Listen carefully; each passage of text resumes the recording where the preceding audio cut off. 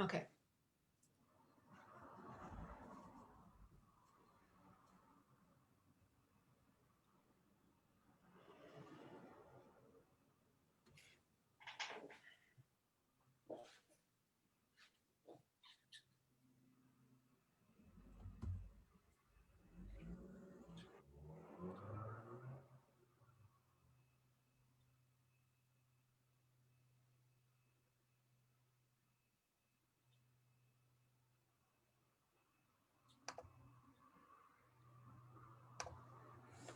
Okay, so a massive hello to everybody who has jumped on or is currently jumping on Facebook. I'm just going to check.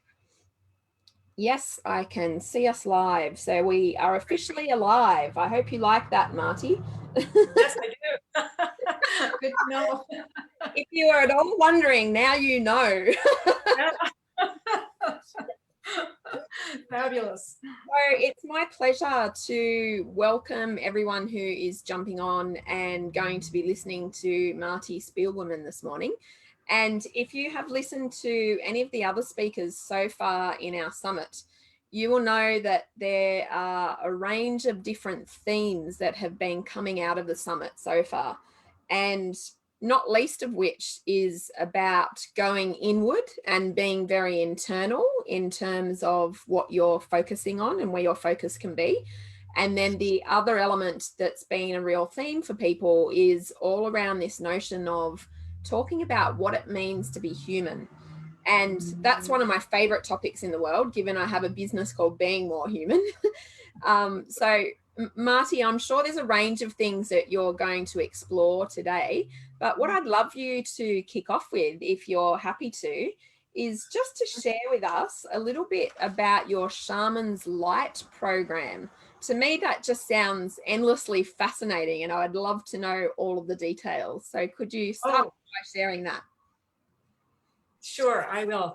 The Shaman's Light program is my in-depth training program, and the name Shaman's Light, it actually encapsulates principles and capacities that I think we need to bring back into the world.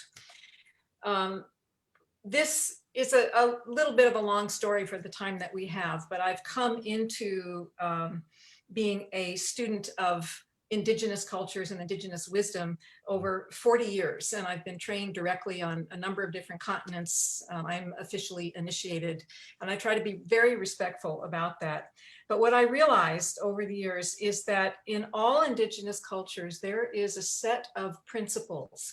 They are the same, continent to continent to continent, that organize not just, but they organize the universe. They describe the physics of the universe and the physics of consciousness and how everything goes together. And what I also realized is that I have found in every culture, including, I like to think of scientists as a culture, including the culture of modern science, I've found a description of consciousness that is essentially, let's consider consciousness with a capital C, right? Because we're not the only conscious things. Consider that it's a flow of energy and information throughout all the universes. And as that flow does its thing, every now and then it creates a little whirlpool, a gathering of energy.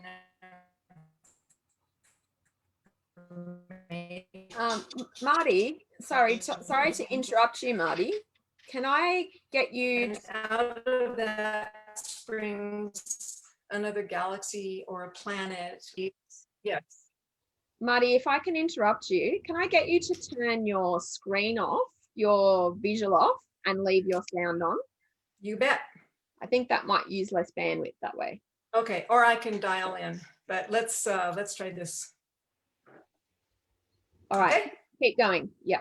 Okay, all right, great. So, so this description of consciousness, that it's a flow of energy and information that literally speaks things into being. It creates galaxies and planets, and every human being is one of those forms that comes out of this big flow. And that flow operates according to core principles. So the Shamans Light program, it is actually the in-depth study of these technologies of consciousness, like all the principles technologies. And it is, it's not so much about learning how to shake a rattle and light incense, which is what most people think of as shamanic traditions. It's about consciousness, because the people that we refer to as shamans or Pacos or Yachaks, or they have respect names all over the world, different names. They were the masters of consciousness for their culture, for their region, right? And they understood how energy and information was always on the move, creating this world. And relative to being human, what it means to be human, humans have been plopped into this big system of life in order to steward that flow. That flow seeks life. It seeks to create life, abundant life. And humans, our consciousness is designed so we can steward that flow if we're properly taught how to do that. So that's really what Shaman's Light is. Can you tell me if the shaman is the holder of consciousness for indigenous cultures, how does that work in other cultures where there's not the tradition of shamanic practice? Well, we're looking at it, right? Here's the thing, is that consciousness for humans, let's talk about human consciousness, it has some components to it. And two of the most important components are the capacity to perceive, which means, from the Latin roots of the word, to know the world through the senses. The other component is the capacity to be aware, this thing we call awareness. Now, for a human organism, biologically, we are receiving data from the world, sensory data, 24/7. You can't stop it. So we are perceiving all the time. But you have to train human awareness to pick up what is being perceived and do something proper with it. So what's missing from modern cultures is the, I'll use very loosely the word training, but the early training of human awareness. If you walk into any indigenous culture, they will, and you're received to any degree, you will start to learn the quote unquote exercises that that culture uses in order to teach young people about nature, how to listen to the speech of the trees, how to know the speech of the fish, how to know the speech of the plants or the stars, and do something abundant with it, right? And so and I imagine that those practices, obviously they have a whole range of benefits as well as challenges to consciousness, but just the deep sense of grounding that you would get out of having those rituals and knowing that you can engage in those rituals and it really connects you, that must be like incredibly powerful just on its own. Well, it is just on its own. And in fact, this is where, when people come to work with me, this is where we start. And it's like two parallel tracks. The one track, if you look ahead of you, your path in life, there's a track parallel to what you think you're here to do. And on the parallel track, we go out into nature and we learn how to use our senses again. We learn how to experience the world around us without thinking, to be in the pure, immediate, experiential knowing of the world. And our sensing systems are incredibly capable and incredibly accurate. The amount of data that we take into our nervous systems day in and day out, mathematicians can't put a number on it. Well, we need to filter that, don't we? Otherwise we can't. No, we do not need we can't capacity. We don't need to filter it. No, we do not filter it. We do not need to filter it. But what we need to do is to learn how to use awareness to cherry pick that data to create what is required for fulfillment in the moment. And so awareness training takes us, first of all, being aware, having the experience of awareness and experience without thinking, then being aware of what we are receiving, and then learning how to focus on a creative act, on an act of stewardship or creativity. So we pull forward the data that's needed to create what is new. I think that when you say learning how to focus, I just think in general that, you know, we have a collective society full of attention deficit disorder, and it's Yeah. not something that we are taught to do, and not something that we even learn to do, is to focus, much less focus at that fine level of attunement that you're describing. Yes, I have a strong feelings about attention deficit disorder, and I actually think that there is a deficit of attention paid to our young people. I entirely agree with that. Yeah. And I think that's what produces the disorder. I think young people are being born with a higher and higher capacity to be aware of what they are perceiving, and there are no elders right there to teach them how to use awareness. And they're born at very high vibrations, and their elders don't have those high vibrations. Right. And so it's quite a tension, I think, for many, you know, including my own kids involved in that. Yeah, exactly. And so this is a huge chunk of knowledge that it belongs to humankind. You know, sometimes people will ask me, well, aren't you just stealing from indigenous cultures and it's not yours? And I have to say, this original human knowledge of human consciousness and what we are capable of belongs to all humans. It is in our protoplasm. You do have to you do have to be trained. You do have to have official, respectful apprenticeship with somebody who knows what they're doing. Yeah, and there are respect lines and things that have to be paid attention to. But I think how do you source that out? How, if you really believe that your life's work is to become an apprentice to another shaman, how do you seek that out? well, it's very difficult these days because this is a really big gap. It's very easy to go to some place and find somebody who calls themselves a shaman. It's very difficult to find an authentic one who is willing to teach properly. So what I've discovered, I mean, I've been at this for over 40 years, and what I have discovered, this gap in education for Western people, how to use awareness, indigenous elders will not teach it directly to Western people. It's too big a job, I think is the reason. And there aren't any Western people, except for the handful that I've trained, who understand what the gap is and how to fill it. So I'm not saying that there isn't anybody else on the planet who knows this, but I'm saying that we have a big gap. And so the few people who are understanding awareness and understanding the capacity of human awareness to focus. So sorry, so just to clarify, Yeah. so is that gap in awareness or a gap in consciousness, or both? It's a gap in education. In education. Okay. Yeah, in education. We have the capacity. Human beings have the capacity. We have always had the capacity, but it's a gap in education. Now there's a big statement that I'd like to make here, because humans historically have done extraordinary things with consciousness.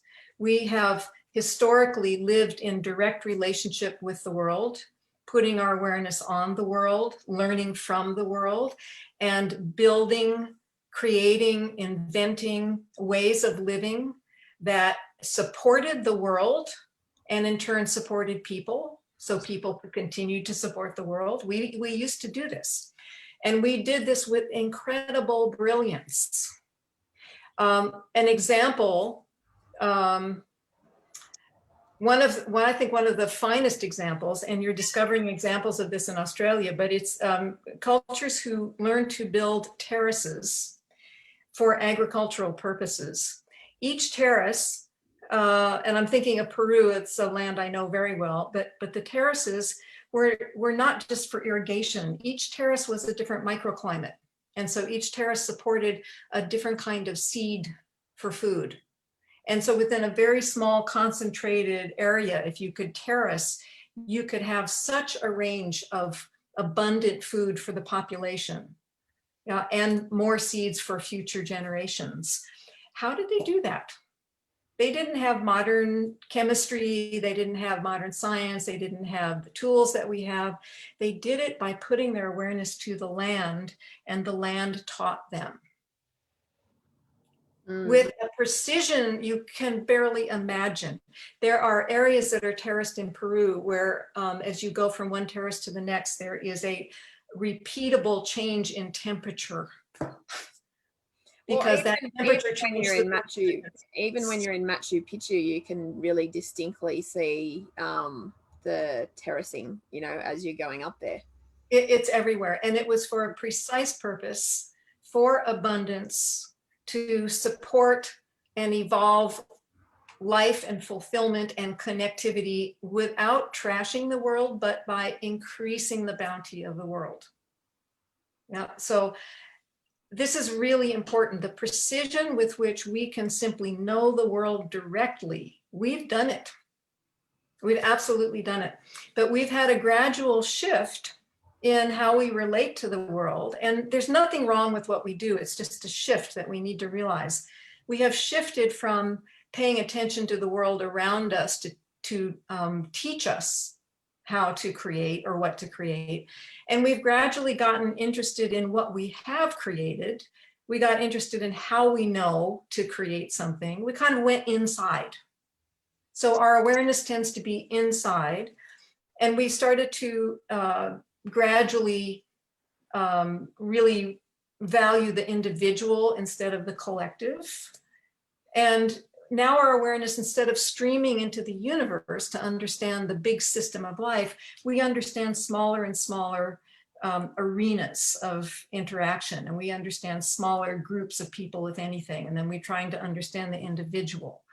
So instead of the world guiding us, and instead of us being a conduit for creation, which is really the job of humans, a conduit for creation and the evolution of consciousness, we have now come to be very interested in what we have created, and we like to keep that going.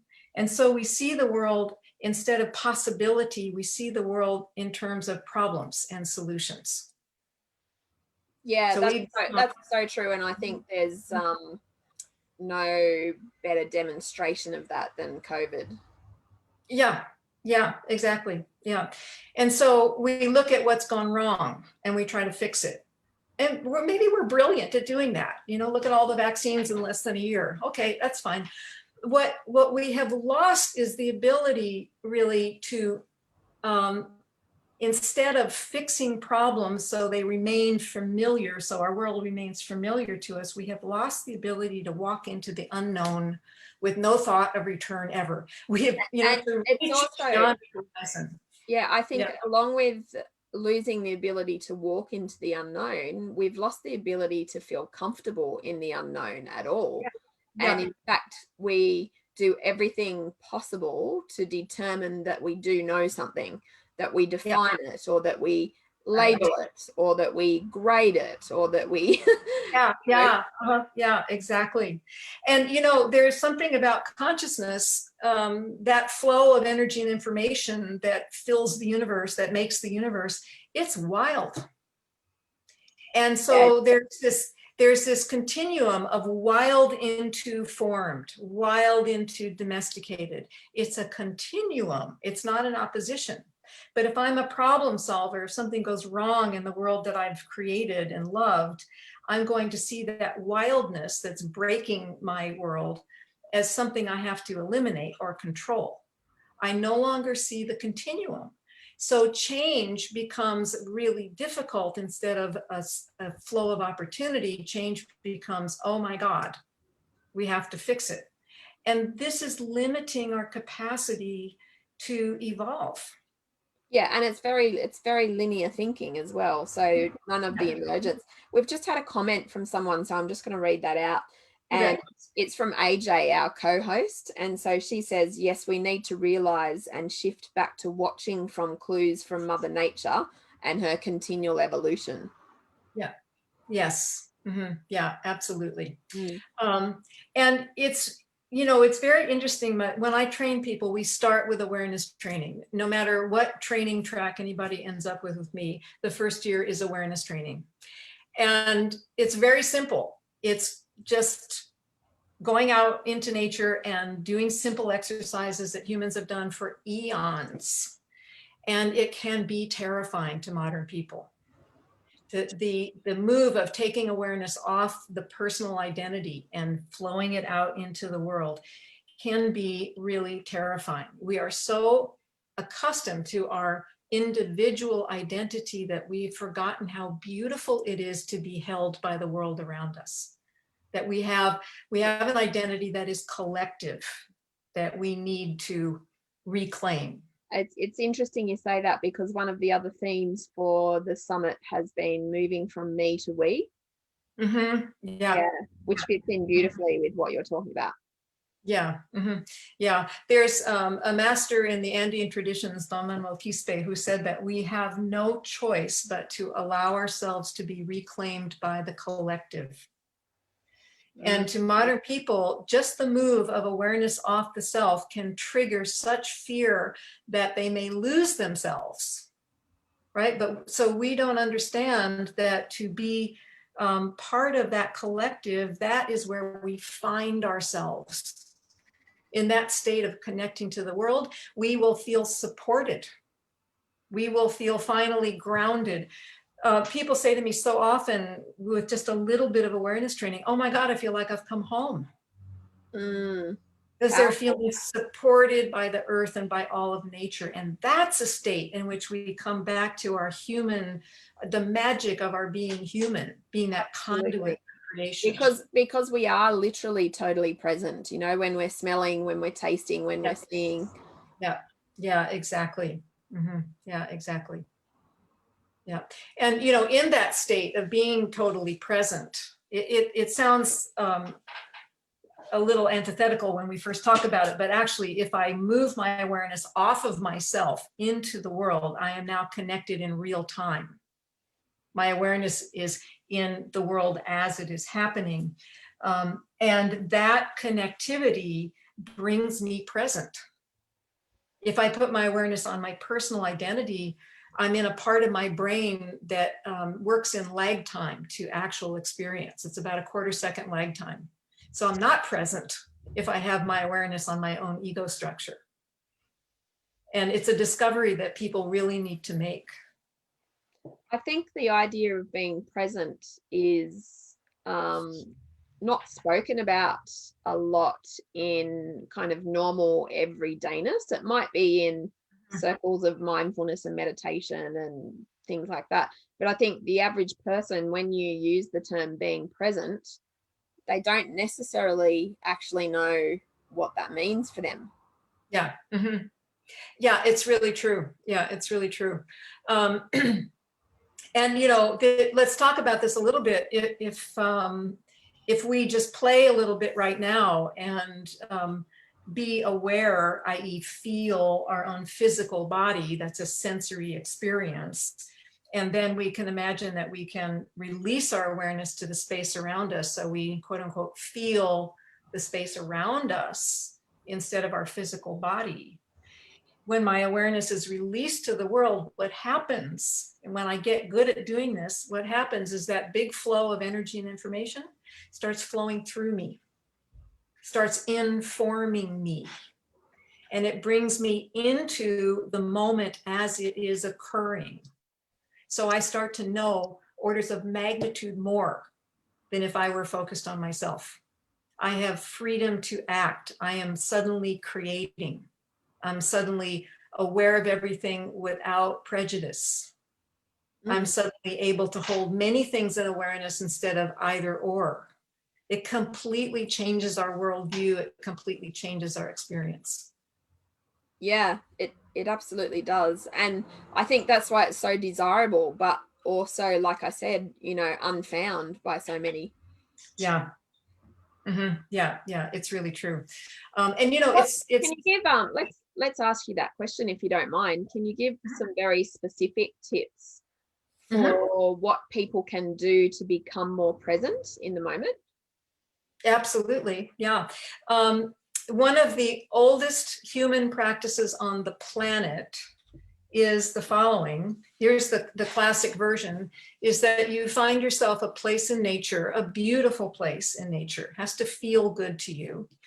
And you make a promise to yourself that you will sit in this place in nature for ideally an hour at a time, but 10 minutes will bless your heart if you can do it for 10 minutes, and often. And your job sitting there is to experience that whole environment through your senses without thinking.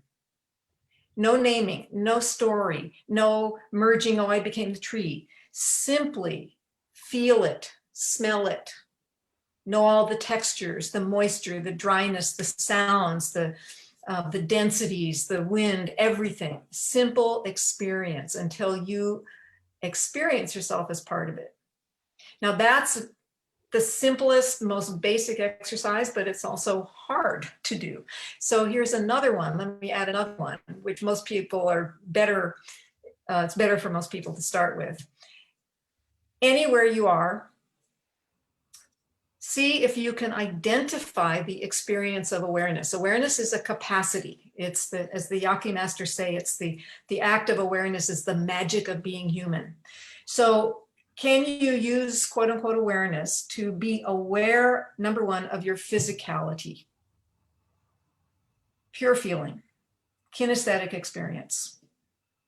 You can feel the weight of your body on the chair or something like that. Don't think, right?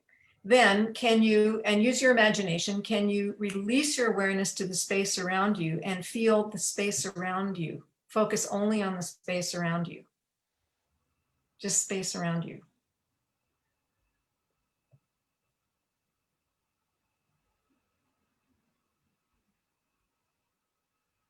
And then bring your awareness back to your body. You notice I'm moving quickly because if we stay too long in these states, we'll push and that doesn't work. So we can come back to our bodies now and feel the physicality of our bodies. Just feel your form, experience it. Yeah. And then imagine that you can release your awareness to the space around you. That imagining does the work, right? And experience the space around you as pure energy, not as form or things or anything. It's all energy. Marty, if you're happy, could you try your screen again and we'll just see if we can get some decent sound with your face up? Yeah. It's much nicer looking at your face than just my face. So that's very, very kind of you. We'll see how your sound goes and Okay. we'll aim to keep it this way. So I've got a question for you that I did mention to you just briefly when we were talking. If there is precision consciousness, does that mean that there is imprecise consciousness? I'm going to say yes. Consciousness left to its own devices, in other words, without human interference, consciousness, that big flow of energy and information, seeking life, creating life, seeking to replicate itself, is a continuum of the wild, unformed into precise form. Think of a nautilus shell. Whoa, I mean, really, think of, there are many, many examples in nature that are so precise. All the fractal examples come to mind. Everything, yeah. And it's precise and it's beautiful because it's wisdom encoded in form. Yeah, and think of, there's just so many examples of how a forest works, how a meadow works, how an ocean works. It's precision. It's a continuum of wild into precise speech. Yeah. The human sensing system is precise. One of my favorite examples, because I used to do a lot of cycling, is I would take my bike in to get the wheels screwed, and the mechanic would put the bike up on a stand and use a machine and laser beams to true the wheel. And then he would put the machine aside to do the finishing work with his eyes, because human vision is more accurate than those laser beams.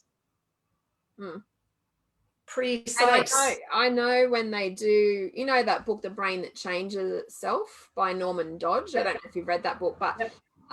you know, they do that experiment where they teach people, I think it's that they teach people to smell through their eyes or to see through their nose, one of the two. So they actually, you know, switch their senses over altogether. So it's, Yeah. I think that what's so interesting about the human body is as we're normally created, it's incredibly precise, and yet you can alter and change things and get that same precision, but through a completely different mechanism. Yeah. And that's just at the physical level. There are aspects of our energetic structure where we can do even more amazing things. But yes, we can do this. And it's very precise. And we have untold capacity to know the world through the senses and to do unique, never before thought of things. Do you mind really talking a little bit about the energetic realm? I think there's a wide variety of knowledge about this. So some people are very aware and very in tune with energy and how it works, and can operate with it very, you know, effectively. And other people really don't know a lot about energy or how it works in their life. So if you'd like to talk to that, that would be really helpful. Yeah. Of course, it's a big topic, just like consciousness is. But essentially, I love to return to physics. It's a universal language. Essentially, everything is energy. Everything is energy. And even what we call matter is just highly condensed energy. Right? And no matter how hard the table is or the steel or the metal, it's all energy. And every atom is still 99.999% empty space, right? So this business of energy, it's not really that mysterious, and it's best to use human consciousness to get to know energy. So how do we do that? We start training awareness, because our awareness is what picks up the movements and the behaviors and the interactions of energy. Our awareness picks that up. We're perceiving, collecting that data all the time, but it's our awareness that tells us what that energy is doing. So this is really, this whole business of energy, it's not really that mysterious. It's actually at the base level of learning what consciousness is all about and learning how to unfurl human consciousness so it's really full. I love that phrase, unfurling human consciousness so it's full.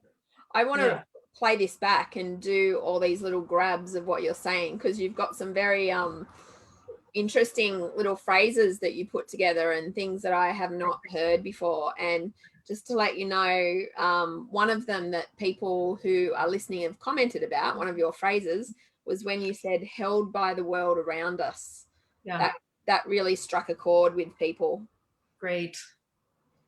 So that's beautiful. Yeah, I'm just having a look what other people have said. Yeah. Love and it. if you're on listening at the moment to Marti and my conversation, please feel free to drop in any questions that you might have for Marti, because she's more than happy to ask them.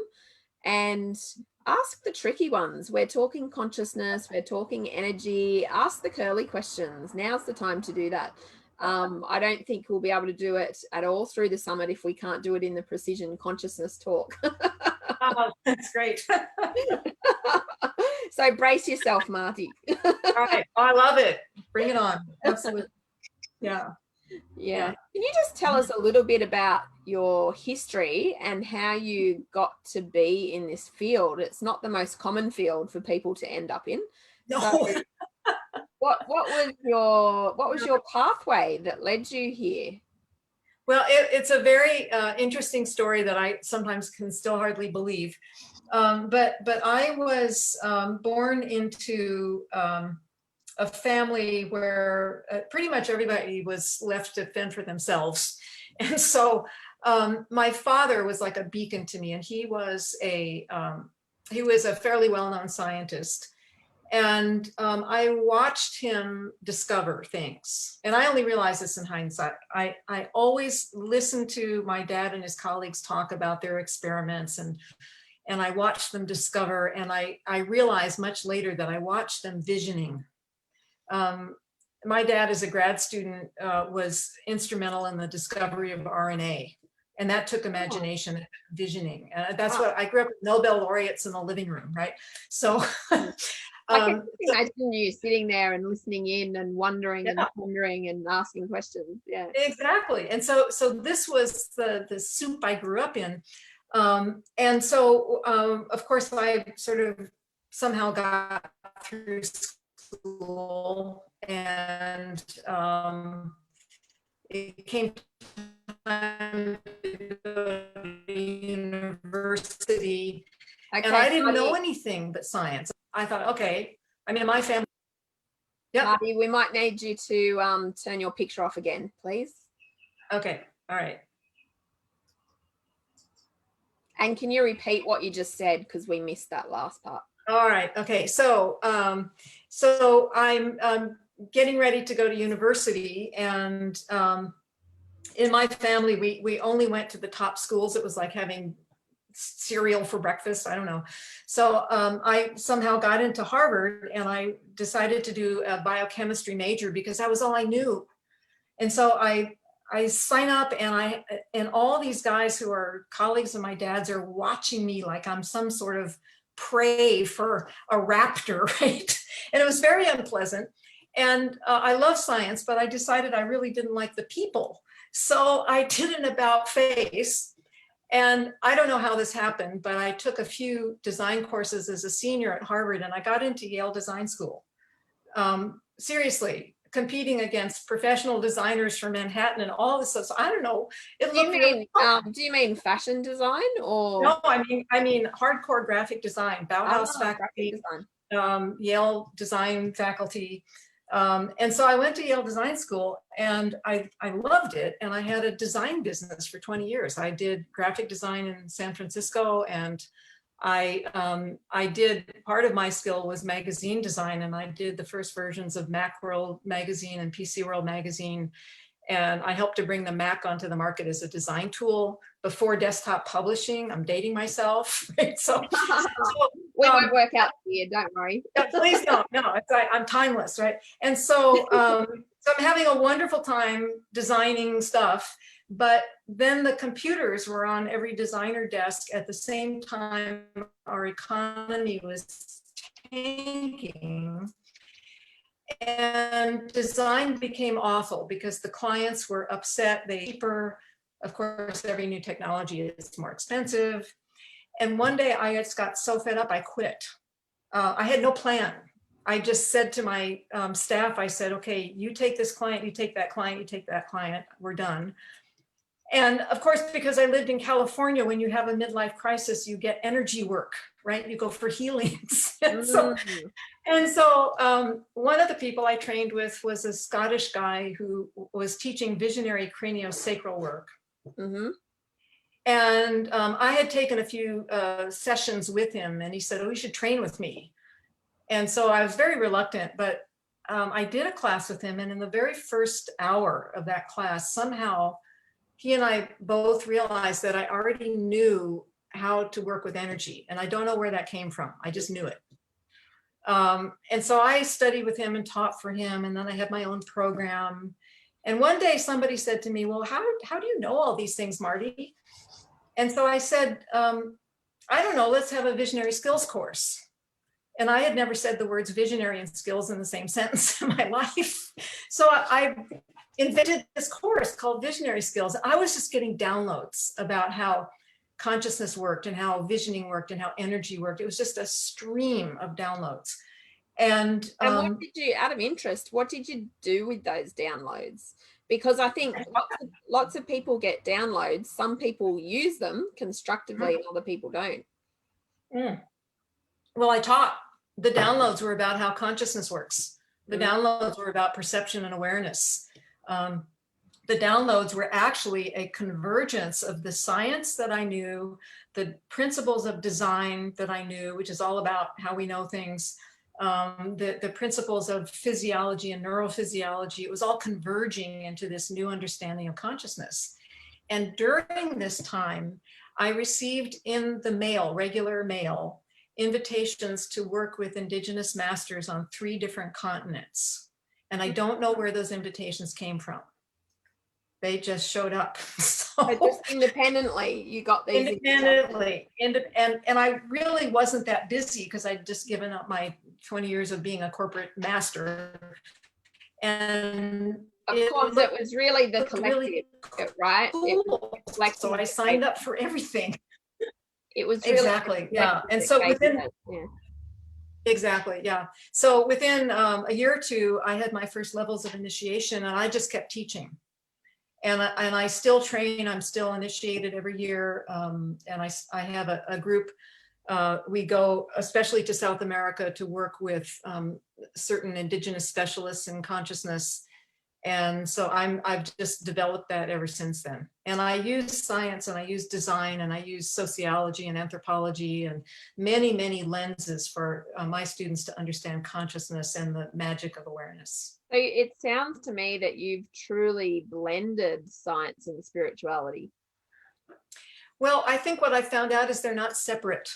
They're not separate. See, the way we use awareness in the modern world, we've let awareness settle into a part of the brain that needs to separate A from B. That's its job. But if that's all our awareness is focused on, the whole world becomes A versus B. And we no longer see the continuums or the continuities. And spirituality, you know, really what it is having the experience of that big flow of energy and information speak you into being. It's the experience of knowing you are the speech of a larger force, and you are blessed with that speech, and your job is to be the conduit for that speech. That's what the sacred is. I'm writing down one of your quotes. Thank you. I'm just writing down the energy speaking you into being. I just find that so profound. Yeah, it is profound in its core to life and how life occurs. How do you think we can get even more understanding about energy? Because really that's the way life, the universe, and everything works. Yeah. How do you think we can increase our level of education in this area? Have you got any practical ideas? Well, yeah, I have practical ideas, and I'll give you my big vision. My big vision is, first of all, that we don't need that many people deeply trained right now, because the ripple effect of one highly conscious, well-trained person is enormous. So my vision is 2-part. A handful of deeply trained people who really know awareness and the technologies of consciousness.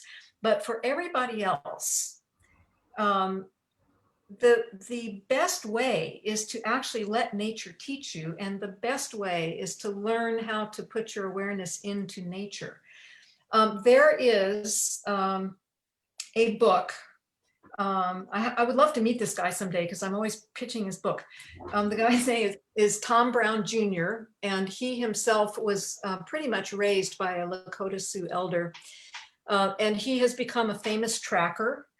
He's been taught in the indigenous way how to be in full consciousness, how to use awareness. So he has a book called Tom Brown Jr.'s Guide to Nature Observation and Tracking. And you can get it on Amazon.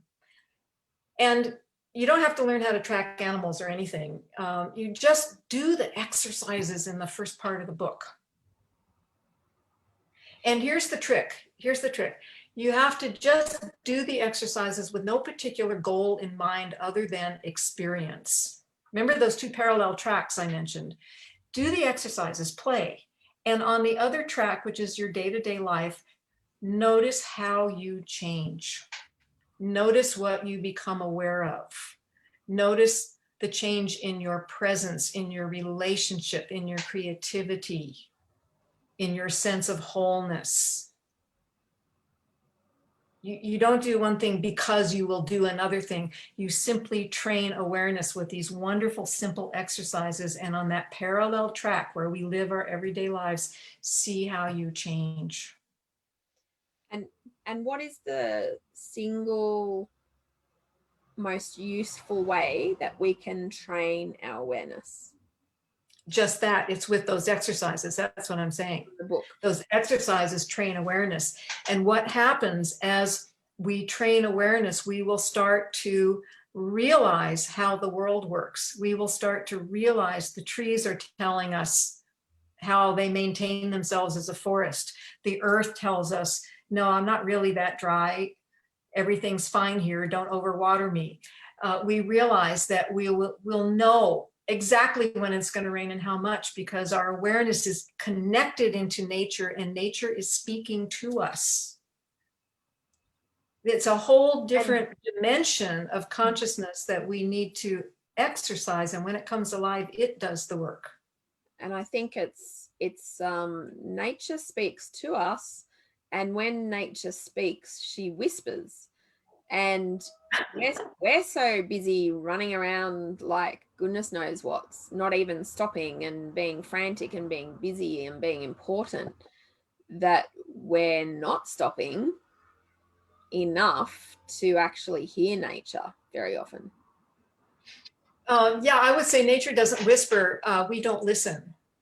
Yeah, that's what I'm saying. Exactly what I'm saying. Yeah, exactly. Yeah. Yeah. But these are simple skills to exercise capacities that every single human being has. And modern people will tend to overthink it. And they'll tend to start judging. They will want to know what it's going to be like before they take a step. We've really gotten to the point where we won't step into experience without some explanation of what it's going to be like, but that's an impossibility. You can't know anything until you have experienced it. No, that's very true. Would you like to try your screen again? Yeah. Perhaps I should have dialed in, but let's see if it goes. It is what it is. It's been good, and we've heard everything that you've said, so that's what. All right, excellent. Okay, that's really great. Really great. Yeah. So one thing that we see a lot of in our world is challenges in regards to mental health. And I'm seeing that more and more and more and more and more with many different people. Mm-hmm. How can understanding and tapping in terms of consciousness support our mental well-being? Well, it is our mental well-being. Full consciousness is our mental well-being. There isn't any difference. One of the things that Indigenous people will say is that we need a relationship with the mystery. We need to be, as humans, we need a relationship with forces larger than us, because we are their speech, we are their outcome. We need to not be afraid, not push away. We need to be connected to what they will call these source powers that are constantly, as I said before, speaking us into being. When we are in relationship with something more powerful than us, we actually feel safe. If we have no relationship with it, a very ancient part of our brains, the limbic fear circuit, if it senses something bigger that it cannot know, in other words, our awareness isn't connected to the bigger thing, then the limbic fear circuit fires and we close down. We armor up. Yeah. And if we're closed, we are not healthy. Health is a flow state, and health, in the Andes, they say that our healing is based in our connectivity. And the more we connect to the world, the more we receive from the world, the healthier we are. And I think that even that's interesting, because there's a lot of learning that can be done by myself and many other people about receiving and allowing and being, instead of being in that constant state of push and try and edge, to really shift into that thriver mindset, which is allowing the universe to be and you being in it. Mm-hmm. Yeah. Yeah, exactly. There is, I'm just noticing that I have a comment that showed up on my end in the chat about, Oh yeah, what was the comment? it's a question, do you think consciousness expresses itself differently through male and female polarities? Oh, interesting question. Yeah, I would love to speak to this. First of all, in modern consciousness where we separate and it's A versus B all the time, we think of the masculine and feminine as polarities, and they're not. They are two sides of one coin. And in the Andes, and I'm sure this is expressed in other cultures, each of these is not, we're not talking about gender, we're talking about principles. We're talking about organizing principles of consciousness.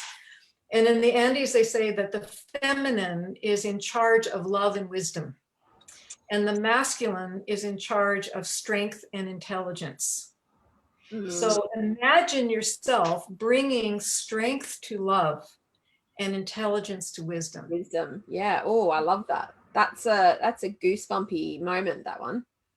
If you try to separate those capacities, then love and wisdom are not expressed. We lose them, they go underground, and strength and intelligence are not informed, and they're just out there ripping things up.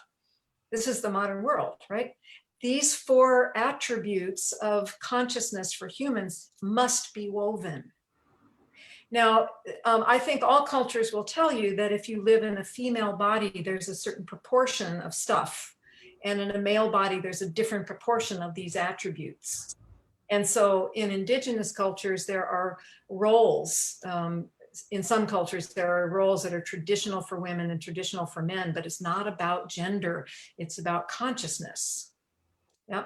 And in the Andes, they will tell you that men and women are equal. They simply have different functions.